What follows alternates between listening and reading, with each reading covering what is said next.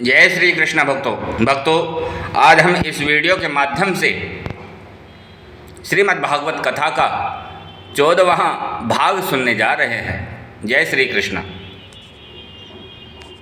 भक्तों, दोनों श्लोकों को सुनकर सुखदेव जी शिष्यों के पास आकर पूछने लगे, हे भाई, ये अति सुंदर श्लोक आपको कहाँ से प्राप्त हुए? शिष्य बोले, हे, ये नहीं, हमारे गुरुजी के पास तो इन्हीं ईश्वर से संबंधित 18,000 श्लोक हैं। इस प्रकार सुखदेव जी व्यास जी के पास आए और उन्होंने बड़े स्नेह से अपने पुत्र को क्रमशः श्रीमद् भागवत का ज्ञान अध्ययन कराया था। शौनक जी आगे पूछने लगे, हे सूत जी, परमहंस श्री सुखदेव जी महाराज को देखने में पागलों की तरह दिखाई देते थे।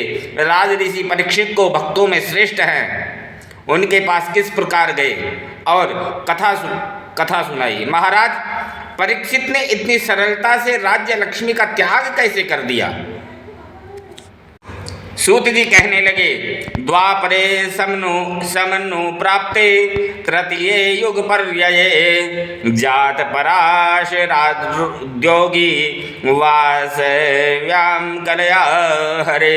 हे ऋषियों, त्रेता की समाप्ति और द्वापर के प्रारंभ में भगवान के कलारूप पाराशर मुनि के वीर्य से सत्यवती के उदर से व्यास जी का प्राकट्य हुआ था। एक दिन नित्य क्रिया करके सरस्वती नदी के किनारे बैठे हुए थे।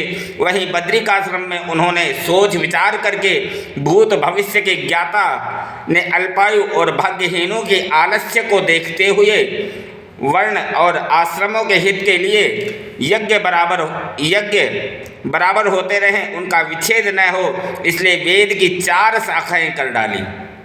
ऋग्वेद का अध्ययन अपने शिष्य पैल से, सामवेद का जैमिनी से और यजुर्वेद का वैशंपायन से तथा अथर्ववेद का अध्ययन क्रूर स्वभाव वाले सुमंत मुनि से कराया। सूत जी बोले, मेरे पिता रोमहर्षण से इतिहास और पुराणों का अध्ययन किया, लेकिन लोग उनका उल्टा ही अर्थ निकालने लगे। इसके बाद व्यास जी ने महाभारत की रचना की, परंतु मन को शांति नहीं मिली। खिन्न मन बैठे हुए थे, तभी वहाँ नारद जी आ गए। व्यास जी ने उनका पूजयामास विधिन्वन्नारदम सूर्यपूजितम, विधि पूर्वक स्वागत किया, पूजा की। नारद जी ने खिन्न मन व्यास जी से उदासी का कारण पूछा। इस पर व्यास जी कहने लगे, हे नारद जी, मैंने प्राणियों के हित की साधना के लिए महाभारत 17 पुराणों की रचना की है, फिर भी मेरा मन और आत्मा शांत नहीं है। कृपया आप मेरे इस असंतोष का कारण बतलाइए। नारद जी कहने लगे, यथा धर्मादयश्चार्था मुनिवर्यानुकीर्तितः न तथा वासुदेवस्य महिमायानुवर्णितः। नारद जी बोले, हे व्यास जी, जिस तरह आपने अर्थ, धर्म, काम और मोक्ष आदि साधनों का वर्णन किया है, उतना भगवान वासुदेव की महिमा व लीलाओं का वर्णन नहीं किया है। और भगवान की लीलाओं के वर्णन के बिना शांति कैसे मिल सकती है? मन को शांति प्रदान करने का लाइसेंस तो श्री कृष्ण जी की लीलाओं के पास है। नारद जी गाने लगे, एकांतवासो लघुभोजनादो शोणम मौनम निराशा कर्णावरोध मुनेरसो संयमनम सरेते चित्त प्रसादम जनयन्ति शीघ्रम। एकांतवास, अल्प भोजन, मौन, किसी से आशा करना, इंद्रिय संयम, प्राणायाम, इन 6 साधनों से मन को शांति मिलती है। बोले श्री कृष्णचंद्र भगवान की जय। कि जिस भजन में राम का नाम ना हो, उस भजन को गाना ना चाहिए। जिस भजन में राम का नाम ना हो, उस भजन को गाना ना चाहिए। चाहे कितना ही बेटा प्यारा हो, उसे सिर पे चढ़ाना ना चाहिए। चाहे कितना ही बेटा प्यारा हो, उसे सिर पे चढ़ाना ना चाहिए। चाहे बेटी कितनी प्यारी हो, उसे गली घुमाना ना चाहिए। चाहे तिरिया कितनी प्यारी हो उसे भेद बताना ना चाहिए।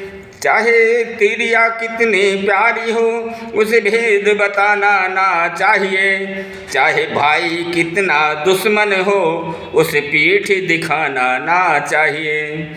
जिस माँ ने हमको जन्म दिया दिल उसका दुखाना ना चाहिए। जिस माँ ने हमको जन्म दिया उस दिल उसका दुखाना ना चाहिए। जिस पिता ने हमको पाला है उसे कभी सताना ना चाहिए। चाहे कितनी अमीरी आ जावे अभिमान जताना ना चाहिए। चाहे कितनी अमीरी आ जाए अभिमान जताना नहीं चाहिए। चाहे कितनी गरीबी आ जाए ईमान डिगाना ना चाहिए।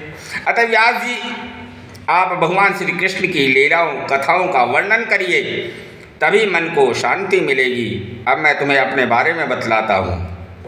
अहम पुरातीत भवे भवम मुदेदाशास्तु कश्याश्च न वेदवादिनाम। भक्तों, पूर्व जन्म में मैं वेद पाठी ब्राह्मणों की दासी के पेट से पैदा हुआ था। नारद जी अपने जन्म की कथा सुना रहे हैं। वहीं पर जब मैं बालक ही था तब मेरी माँ ने चतुर्मास करने आए मुनियों की सेवा में मुझे लगा दिया। वे ज्ञानी विरक्त संत मेरी चंचलता देखकर मुझसे बड़ा प्रेम करते थे।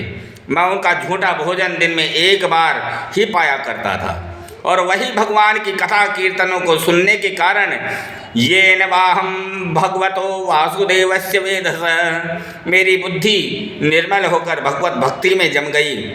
उसी के प्रभाव से मैं तत्वज्ञानी हो गया और भगवान के वश का गुणानुवाद करता हुआ सर्वत्र स्वच्छंद विचरण करता हूँ। व्यास जी बोले, हे नारद जी, आपने अपनी आयु का शेष भाग कैसे व्यतीत किया था, कृपया बताइए। नारद जी कहने लगे कि चतुर्मास व्यतीत होने पर वे संत तो चले गए। इकलौता होने के कारण मेरी माँ मुझसे अधिक प्रेम करती थी। एकदा निर्गताम गोहा दुहंती निशिगा पथ गाम पथि सर्पो दंशपदा स्पृष्टो कृपणाम कालचोद्धित। माँ रात में एक दिन गाय धोने के लिए घर से बाहर निकली, उसे सर्प ने काटा और सदा के लिए संसार से विदा हो गई। माँ की मृत्यु के बाद मैं उत्तर दिशा की तरफ जंगल में जाकर भक्ति युक्त चित्त से भगवान का ध्यान करने लगा। आँखों में आंसू भर आए भगवान की छवि धीरे धीरे हृदय में प्रकट हुई और अदृश्य हो गई। अब मैं उस अमृतमयी बेला को पुनः पाने को छटपटाने लगा। तब आकाशवाणी हुई, हे नारद, तुमको मेरा क्षणिक दर्शन संत सेवा के फलस्वरूप हुआ है। कुछ समय बाद तुम इस शरीर को त्याग दोगे, परंतु तुम्हें मेरी स्मृति बनी रहेगी। प्रलय के बाद पुनः तुम जन्म लेकर मेरा सानिध्य प्राप्त करोगे। तत्पश्चात मैं सुदामा नामक पर्वत पर जाकर प्रभु के गुणगानों को गाता हुआ मृत्यु की प्रतीक्षा करने लगा। मृत्यु के बाद भगवान का पार्षद बना। प्रलय का समय आने पर मैं ब्रह्मा जी के पेट में चला गया। पुनः सृष्टि होने पर मैं अन्य मरीचि आदि ऋषियों के साथ ब्रह्मा जी की गोद से पैदा हुआ। तभी से मैं भगवान के गुणगान करता हुआ बेरोक टोक तीनों लोकों में विचरण करता हूँ। इच्छा मात्र से भगवान के दर्शन हो जाते हैं। ऐसा कहते कहते नारद जी विभल होकर नमो भगवते तुभ्यं वासुदेवाय धीमहि प्रद्युम्नाय निरुद्धाय नमः संकर्षणाय च। भगवान की स्तुति करने लगे और बोले, हे व्यास जी, मैंने आपको अपनी आत्मकथा बता दी है। भगवान के नामों का गायन ही संसार सागर से पार होने की नौका है। ऐसे कहे वीणा बजाते हुए चले गए। दुर्लभ मानव जन्म है तो देहन बारंबार तरवर ज्यों पत्ता झड़े बहुरिन लागे डार।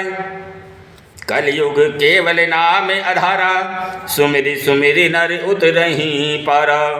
मिला दे श्याम से कोई वो ही माता पिता भ्राता, वही गुरु है वही प्यारा, उसी से है सगा नाता। तत्पश्चात बद्री यानी कि बेर वन में व्यास जी ने एकाग्र चित्त होकर आचमन करके नारद जी के उपदेशानुसार भक्ति योग का अवलोकन किया।